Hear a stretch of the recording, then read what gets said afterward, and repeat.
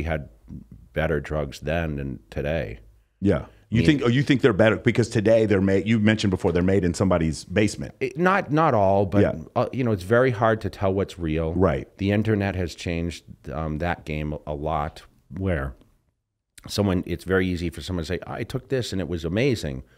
Everyone's a salesman, right? Yeah. Everyone has the next best thing.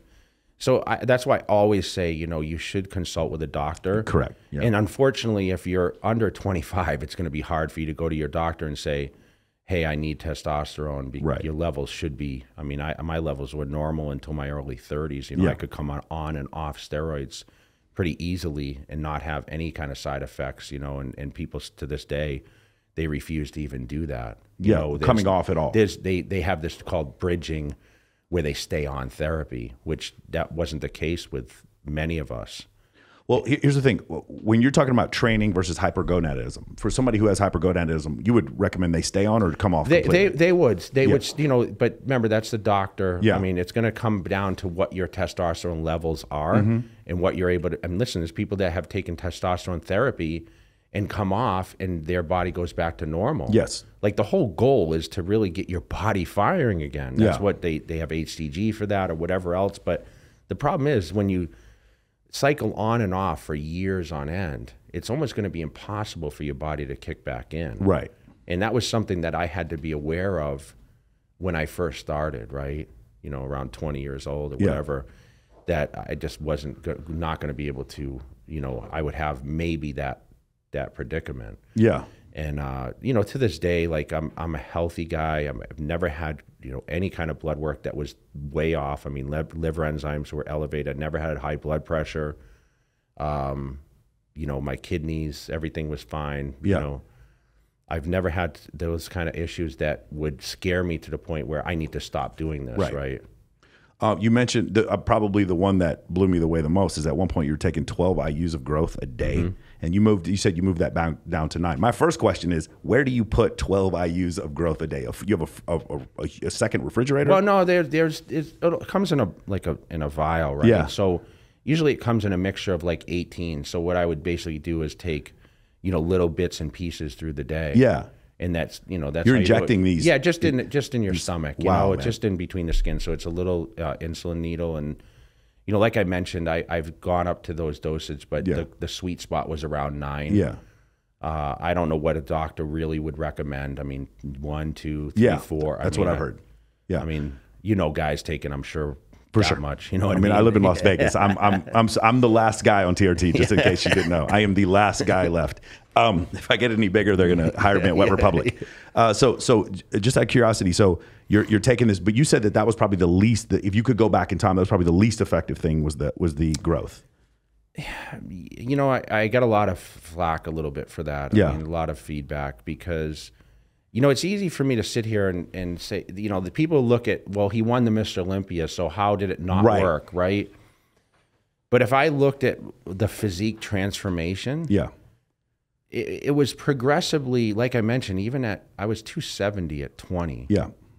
And at that point, I was taking, a cc of testosterone a week. Yeah.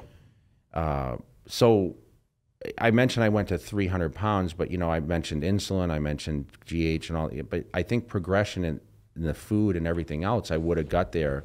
But I feel like for the money that you spend on something like that, because it is expensive. Yes. The HGH, specifically for the audience, the HGH specifically is expensive. Like testosterone, synthetic testosterone, I believe, is made out of wild yams. It's very easy to produce. The HGH is very expensive. Yeah, so, back in certain eras, like it can become more or less expensive. Yeah. So I think people have this expectations. I hear too many people say, I was on GH and I was able to eat pizzas and burgers and I was still getting ripped. Yeah. No, it doesn't happen like that. So I think for people's knowledge, like if you're going to transition to that, don't expect like this huge transformation. Everything comes down to, I still go back to the nutrition, the sleep patterns, and how you train. Talking to guys about anabolics, it is the most confusing shit I have ever heard. You even mentioned about some people with the peptides. You don't even like. I can't even understand what half of this stuff is. Can you explain? So you mentioned you really liked equipoise. What was so the only two things I hear people agree on is Anavar is okay and take a lot of testosterone. That's the only two things. Everything else, I know some people will not take estrogen blockers. I know some people who don't like HCG because it gives you acne or whatever, or changes your mood or whatever. The only two things I hear are Anavar and pretty much ubiquitous is testosterone and Anavar. What you said you liked equipoise. There was stuff you didn't like. What caused that? Equipoise is a red blood cell volumizer. So you want more increased red blood cells, just like you hear of this well, test does that also, right? Yeah, but Anadrol 50 also is like a gainer's pill, right? So what you want as a bodybuilder is obviously the volumization, so you get the muscle fullness. Yeah. And equipoise was used for horses. Yeah. So the actual equipoise. Nah, my bad. Sorry. Equipoise was so we used to get these bigger bottles, and they were actually for veterinarian for the horses, and that's it also helped increase my appetite, and that's what I preferred at the time. I mean, the thing is with Anavar, like it's very safe even for the women. Somewhat they tend to use that, although I don't agree with it. It's just less potent. So it usually comes in an oral form, but it's not as hard on your liver and your kidneys and everything else. So that's why people say, oh, Anavar, it's just popular, right? I think they prescribe that also, a lot of the doctors. They're not giving out prescription on equipoise, right? Of course, Trenbolone or Masteron, got it. That's kind of like what we call exotics. What is the line of delineation? Why is that I can get some doctors that give me Anavar, but I can't get Trem? What is the? I think it's just controlled. They have FDA. advanced studies, FDA stuff on how these things perform, and I'm scared. Like I said, Trenbolone is a scary thing. It's you hear about I'm on Tren and it makes you aggressive, and it's very hard. I've you seen lose your hair on it. Yes. So for me, like I mentioned in that interview, which I also got a lot of flack for, is like I didn't really fuck with Tren much. I was basically what they called Parabone, and people say, well, it's the same thing. No, it isn't. It's not the same. What I was getting was totally different. It was a light dose compared to what these guys use for dosage in the Trenbolone world. And Trenbolone is like, hey, you want to get aggressive, you want to get mean, you want to get ripped. Like that's what seems to be what people are using now. But I always tend to try to steer people away from it. If I gave you some power at the FDA, what things would you change? Would you make things more strict, less strict? What would you do different? I mean, I think it's a good the way it is now. I really think testosterone is sufficient enough. Yeah. It's just that people's dosages go extreme. Yes. And I mentioned 500 mgs was like a normal cycle for me, but I know guys that have done 5,000. That's correct. It's crazy. So, you say a cc, so you figure each syringe is 3 cc's, so that would be, that's 600 milligrams. So do the math. I mean, it'd be like almost 10 of those filled, that you'd have to take in a week's time. That's crazy. Because I remember, so just for people who don't know, because there's a lot of confusion. There's probably over 10 million men on HRT now in the U.S., and a lot of people are confused when they hear test and then they think steroids. They think they're the same thing. They don't understand the difference. So I like to use the example of scurvy. Back in the 1850s, you'd have sailors and they'd have vitamin C deficiency and they'd be dying from vitamin C deficiency.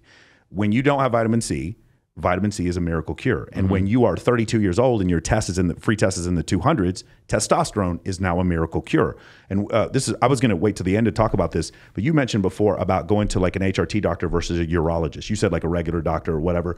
I've actually had clients, overweight, like high pitched voice, no drive for anything, go to urologist. Urologist said, well, yeah, you're 35, your test is 215. You're good. Your prostate's not swollen. You're good. And I'm like, why didn't you look at him and be like, I want to fuck my wife once in a while? Like, you know how many men? There's an epidemic of men over the age of 50 committing suicide. And when I hear that, I'm like, how is this urologist okay with this guy being at 200? What do you think about that? You know what? Everyone has the different levels that they think are okay. Yeah. Like I mentioned, the last blood test I had, I was around 600, and my sweet spot would be 800. Okay. And you'd have some doctors that say, hey, that's too high. And then others that allow you to be over 1,000. I think 300 is like where they have that, okay, this is a normal level.